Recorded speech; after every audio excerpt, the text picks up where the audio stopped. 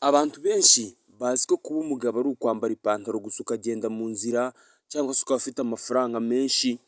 Abantu benshi ubundi bazi ko ibyo bintu bibiri ari byo bigira umuntu umugabo. Ariko aka mwanya tugiye kurebera hamwe ibintu bitatu bikugira umugabo bikagutandukanya n'abandi bose, ku buryo umuntu uzajya umunyuraho waba ufite imyaka 50 cyangwa 60 yewe niyo yaba 70, bakavuga ngo uyu muntu mu myaka 50 cyangwa 40 uburyo yari amezemo ntabwo bisanzwe.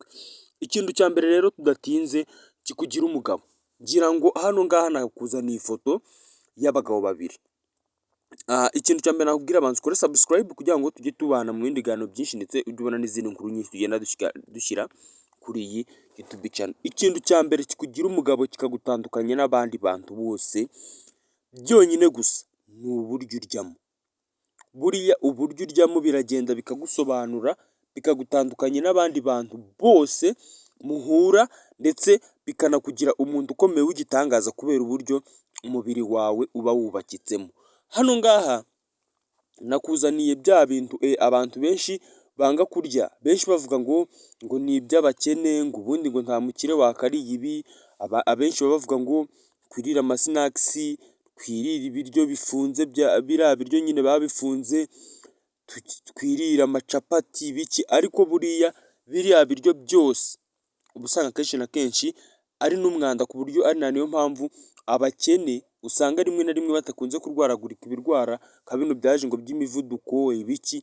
Ugasanga ba bantu barya ibiryo birimo amavuta menshi cyangwa se biriya biryo byinshi biba birimo amasukari menshi, ugasanga nibo bantu bakunze kubyibuha cyane bakarwaragurika, kandi n'ikindi bikanihutisha n'igihe cyabo cyo gupfa.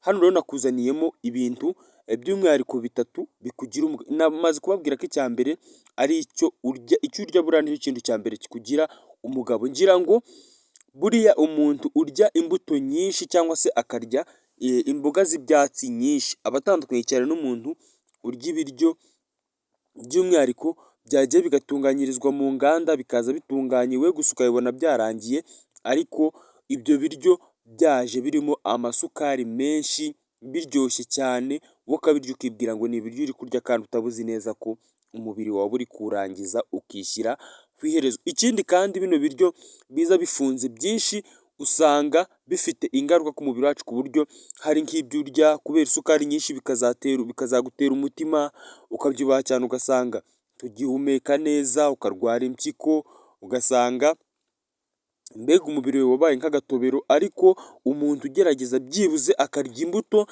akarya indimu, akarya isombe, niba ari n'izo nyama ariye akazirya ariko bidahoraho igihe kinini cy'akarya ibintu by'umwihariko bijyanye n'imbuto, ukarya ibiryo birimo za tungurusumu, ibitunguru bihagije. Ikindi kandi ukazajya wirinda gufata ibyo bitunguru na tungurusumu ngo ubikarange cyane ubishyire mu mavuta, kuko iyo ubikaranze n'ubundi icyo byari bumare mu mubiri uba umeze nk'ugitwitse cyose ukirangijemo. Niyo mpamvu buriya iyo unabishyize mu mavuta aba ari itegeko ko bitari buze gushya nyine ngo kumwe ukabona nk'umuntu atetse ibitunguru bigashirira. Ntabwo uba ugomba kubitwika kubyotsa ngo bishye cyane. Niyo mpamvu rero iyo uri umuntu urya bino biryo by'amasinakisi, kenshi na kenshi umuntu akunze kurwara umutima, ugasanga ngo umuntu impyiko ze zarangiritse, ugasanga umuntu ngo ntagihumeka neza. Kubera iki? Biba birimo amavuta menshi, birimo umunyu mwinshi, birimo isukari nyinshi.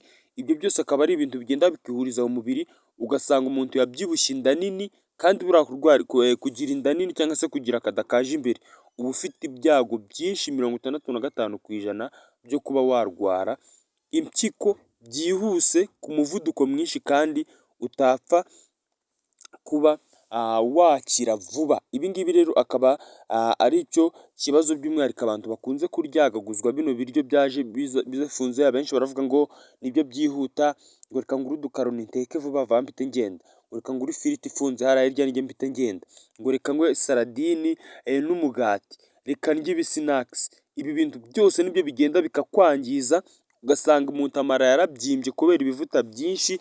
Kurya ibintu bimeze birimo ibintu byinshi by'umwihariko by'ibisukari bikagenda bikangiza umubiri, ku buryo uzajya uhura n'umuntu ukibaza uyu muntu ni ikamyo ipakiye ni ibiki, ku buryo umuntu ataba afite n'ubushobozi bwo kwirukanka byonyine ahantu hameze nk'azamukamo gakeya n'iminota n'ibiri, uwo muntu rwose aba ameze nk'uwarangiye n'ubundi nta muntu uba umusigiyemo, akaba ariyo mpamvu rero nkubwira ngo uzajye ugerageza byibuze urye ibiryo birimo imbuto, urye ibiryo nyine ubona ko bigaragara, urye inyama nazo uzirye gakeya, umwanya wawe munini wibande mu kurya ibintu by'umwihariko bijyanye bituruka ku bimera.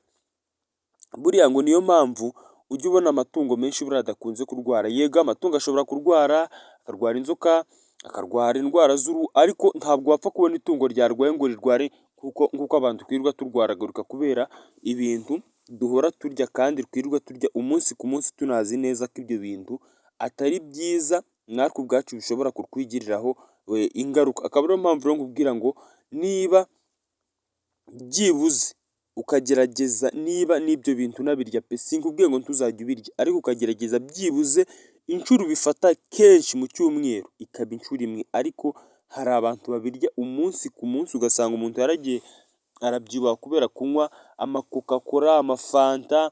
Abantu benshi buriya bazi ngo inzoga nta sukari zibamo, buriya ngo inzoga nyine nta sukari iba izirimo, kandi ahubwo isukari iba iri mu nzoga ni ya sukari nimero ya mbere, ku buryo ikiyiko cyayo kimwe ugishyize muri teremusi y'icyayi ndakurahiye ko icyo cyayi ntiwajya ukimira kubera ukuntu iyo sukari ibikora. Nibyo rero aba ngaba baza bagafata bagakoresha mu nzoga, ariko kubera ko haba harimo akantu k'akarure n'imisemburo myinshi, umuntu yabinywa akavuga inzoga ngo nta sukari ibamo, ahubwo ngo abantu banywa amafanta nibo banywa amasukari, kandi buriya muri fanta nta n'ukuntu habamo isukari nyinshi kurusha inzoga. Niyo mpamvu abantu benshi banywa inzoga kino gihe basigaye barwara imivuduko, ugasanga umuntu anywa inzoga ariko yarwaye ibintu nawe utamenya ari ibiki kubera iki, ibintu bimuri mu mubiri we byinshi nawe ubwe ntabwo yabasha kubisobanura, ntiyanamenya ngo ni ibiki usibye kubona gusa ngo yanyweye inzoga. Reka ngushimire ko wabonye muri kino kiganiro, ngenda isa mu Rwanda TV, kora subscribe.